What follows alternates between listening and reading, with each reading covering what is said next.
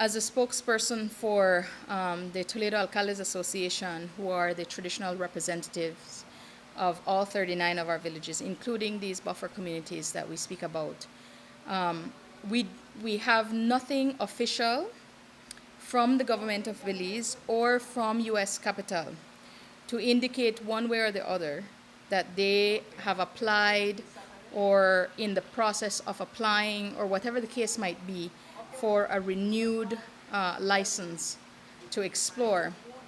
We have heard, however, directly from members of our community that the company, along with the Solicitor General on behalf of the government, have been moving to the communities to request meetings, to speak either about, it's very unclear what the agenda of these meetings are going to be, except that they are asking for meetings almost 2 or 3 days at the most after they engage the leaders.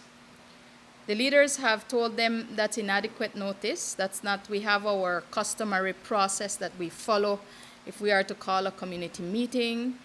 The alcaldes, in particular, have questioned whether or not they have engaged the leadership of the Alcaldes Association prior to coming to the village, which is also a customary process. What we can say is that you will recall the first time that U.S. Capitol gained permit to work inside the park. It was in the absence of the free prior informed consent of the Maya communities, who would be directly impacted, and then the remainder of the communities that would be also affected by this development. No, the permit was granted irrespective of Maya people's position.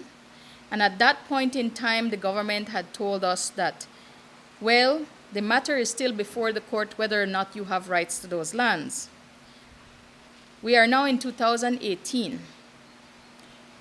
The question of whether or not Maya people, and in particular those 4 Maya communities which buffer the park, the question of whether or not they have affirmed rights to those lands has been settled in the courts. It is now a decision, a binding decision, that there is affirmation that those communities have rights to those lands and resources. And by virtue of having those rights, the government then has an obligation to protect those rights as it would protect any other form of property rights. Which means then that the communities, if the land was being, if there's an interest in developing the land, whether that be for oil or any other development, then the communities must give their free prior informed consent. They must be adequately consulted.